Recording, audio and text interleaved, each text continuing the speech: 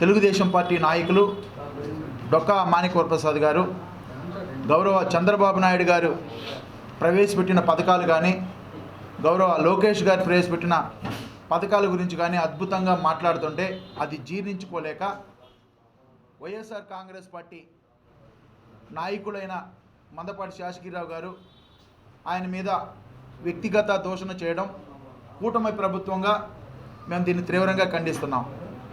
ఈరోజు రాష్ట్రంలో గౌరవ చంద్రబాబు నాయుడు గారు కానీ పవన్ కళ్యాణ్ గారు కానీ అదేవిధంగా గౌరవ పురంధేశ్వరి గారి నాయకత్వంలో కానీ రాష్ట్ర ప్రభుత్వం చాలా అద్భుతంగా పనిచేస్తుంది.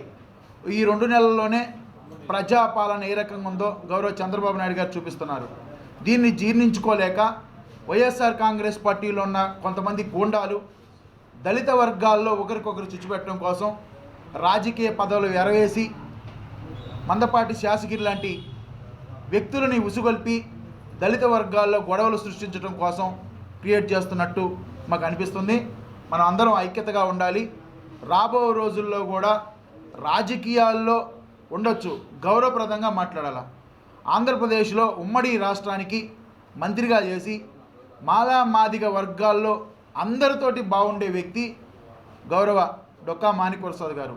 అలాంటి వ్యక్తి పైన వ్యక్తిగత దూషణలు చేయటం వైఎస్ఆర్ కాంగ్రెస్ పార్టీ నాయకులకు కానీ ఆ చెంచాలకు కానీ మంచి పద్ధతి కాదు. ఇలాంటివి మానుకోవాలి. మీ భాష కూడా పద్ధతిగా లేదు.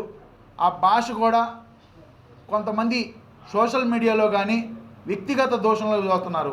దీని మీద పోలీసులు కూడా వారి మీద చర్యలు తీసుకోవాలా. రాజకీయాల్లో ఉన్నప్పుడు భాష హుందాతనంగా ఉండాలి. వ్యక్తిగత దూషణలు మాట్లాడటం ఇది మందపాటి శాసగిరిరావు గారి కానీ ఆయన అనుకున్న పెద్ద నాయకులు కానీ ఇది మంచి పద్ధతి కాదు.